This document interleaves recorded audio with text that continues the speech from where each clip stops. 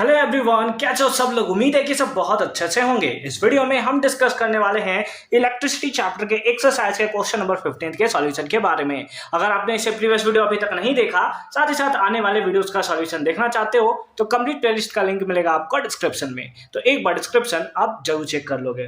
Question number 15 क्या है, to lamps, one rated इतना वॉट एंड 220 वोल्ट, है ना।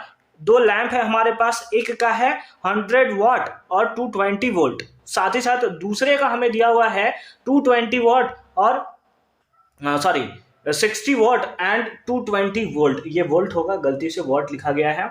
Are connected in parallel to electric main supply. ये दोनों कैसे कनेक्ट किए गए हैं, तो इस बात पे ध्यान दोगे आप कि पैरेलली कनेक्ट किए गए हैं, ठीक है।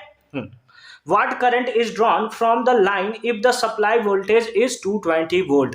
तो आपको इस केस में फाइंड आउट करना है क्या, करंट कितना होगा। आपको वोल्टेज दिया हुआ है, ठीक है। तो किसी तरीके से अगर आपने आर फाइंड आउट कर लिया, वोल्टेज तो आपको दे दिया है ना, 220 वोल्ट है। अगर आपने पूरे सर्किट का रेसिस्टेंस निकाल दिया ना कि कितना होगा, तो आप आराम से करंट को निकाल सकते हो।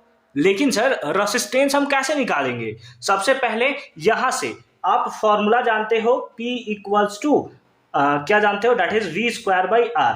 P का वैल्यू आपको दिया है, V का वैल्यू दिया है, R निकाल दोगे पहले वाले लैंप के लिए कि कितना होगा। उसी टाइप से दूसरे वाले लैंप के लिए निकाल दोगे R कितना होगा। अब दोनों को पैरेलली है तो ये इसको सपोज कर लो R1, दूसरे वाले में निकाल देना R2, दोनों को पैरेलली इक्विवेलेंट रेजिस्टेंस निकल जाएगा। क्या बात कर रहे हो, पुट कर दोगे, हाँ आंसर हमें फाइंड आउट हो जाएगा।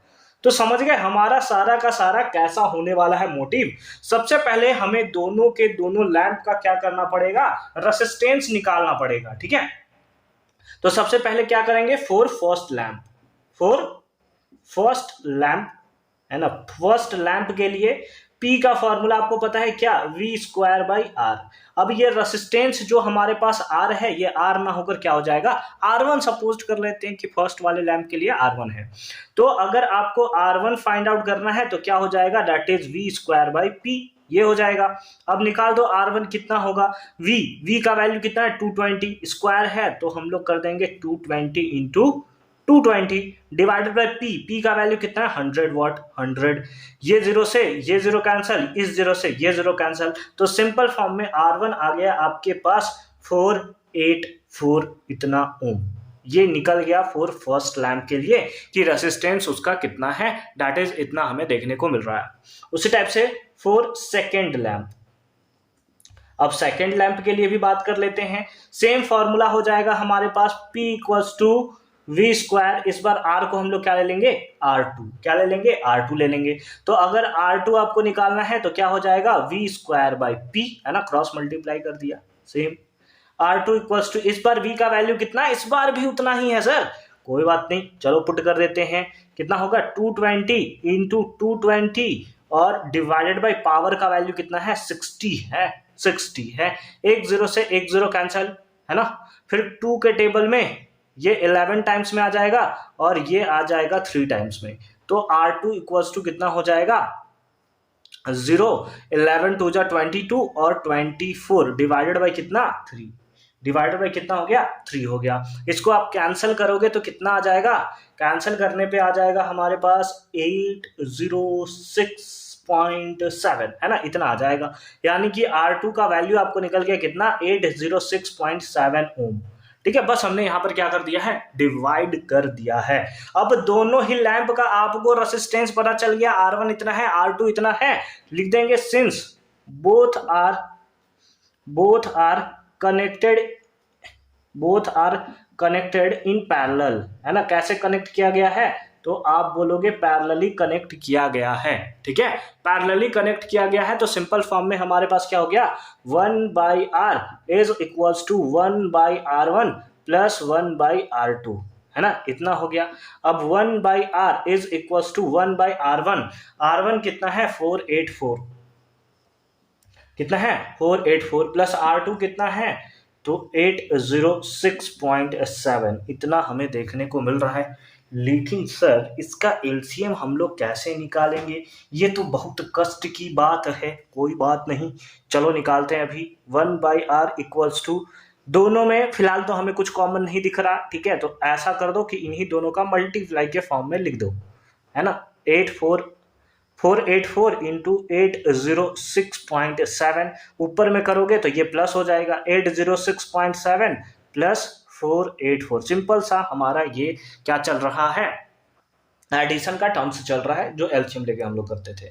तो 1/r इक्वल्स टू ऐड कर दोगे ऊपर में, तो ऐड करने के बाद ये कितना आ जाएगा 0.7, 6 4 10, 8 1 9, 8 4 12, 1 13, है ना, 8 1 9, तो कहाँ से ऐड होगा 1290 डिवाइडेड बाई, नीचे अगर आप मल्टीप्लाई कर दो, मल्टीप्लाई कर दिया जाए क्या, रुको एक सेकंड में मल्टीप्लाई कर लेता हूँ, 484 इंटू 806.7, क्या बात है, बहुत खतरनाक नंबर आया यार, ये आया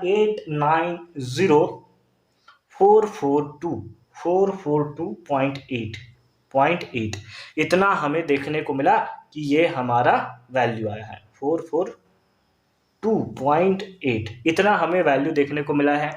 अगर हमें r का वैल्यू निकालना है तो इसको क्या कर देंगे, रेसिप्रोकल कर देंगे, तो ये हो जाएगा 390,442.8 डिवाइडेड बाई कितना 1290.7, डिवाइड कर दिया जाए क्या, इसको बोलो क्या बोलती कंपनी, कमाए खूबनी है कहीं ऐसा ना हो कि आजा मेरा स्ट्राइक मेरे चैनल के ऊपर पे, है ना। फिलहाल देखोगे इसको डिवाइड कर लेते हैं, एक बार डिवाइड करने के बाद कितना आता है 390,442.8 डिवाइडेड बाई 1290.7, तो ये हमारे पास डिवाइड करने के बाद आ रहा है 302.5, है ना, 302.5 ओम। ये हमारे पास जो रेसिस्टेंस आया है, ये इक्विवेलेंट रेसिस्टेंस आया है सारे के सारे सर्किट का।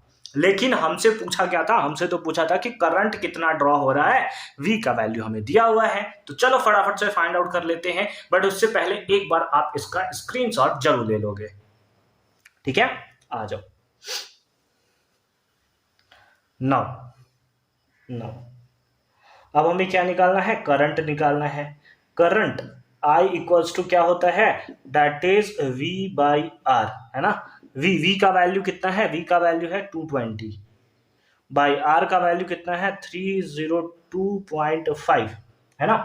जब इसको आप सिंपल फॉर्म में डिवाइड कर दोगे, डिवाइड कर दिया जाए एक बार 220.302.7, तो ये आ रहा है 0.727, जिसको आप नियरली इक्वल लिख सकते हो 0.73 एम्पियर के। अब इतना भी लिख दो, ये भी चलेगा, ये भी चलेगा, दोनों के दोनों हमारे क्या हो गए, आंसर हो गए।